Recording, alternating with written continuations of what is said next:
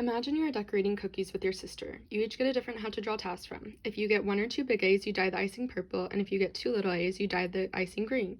Your sister either adds sprinkles to the icing if she gets 1 or 2 big B's, or adds chocolate chips if she draws 2 little B's. This is a way to think about how genes influence the phenotype, which is the physical expression of the gene. You and your sister are like different genes at different loci. A loci is an independent location on a chromosome containing a gene, which are units of DNA that code for a specific trait. The 3 different options in each hat are alleles, which are the different versions of a gene. At any loci, you can have any combinations of the 2 alleles.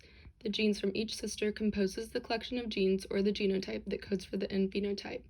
In this scenario, the genes at each locus were independent in the phenotypic expression, meaning you could only affect the color of the icing and had no influence on your sister's gene expression, and your sister could only affect the additives. However, the different alleles at each locus did affect the expression of each other based on the combination of dominant and recessive alleles you picked, which are terms used to refer to gene interactions at one locus. The dominant allele masks the effect of the recessive gene. You see only the recessive phenotype if there are 2 copies of the recessive allele at a locus. For example, your genotype is 2 dominant A's and 2 recessive B's. Your phenotype will be purple icing with chocolate chips. Now you each get a new hat. If you draw 1 or 2 big A's, you make the icing. If you draw 2 little A's, you mess up the icing. If your sister draws 1 or 2 big B's, she ices the cookies with a knife. If she draws 2 little B's, she accidentally breaks the knife.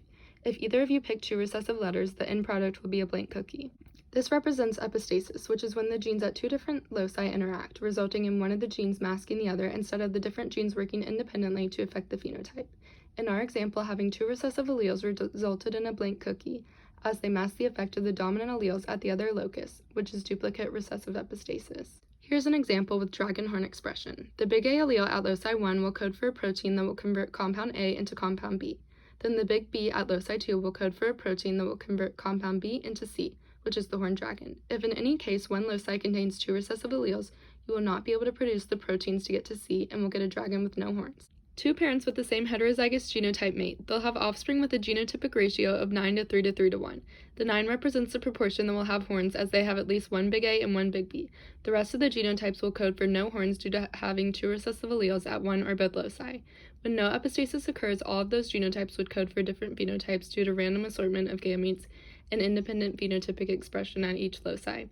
During meiosis, you randomly inherit 1 gamete from each parent like you randomly picked alleles out of the hat in the cookie example to create your phenotype. Both factors would result in offspring from this cross having genotypes and phenotypes in the same ratio.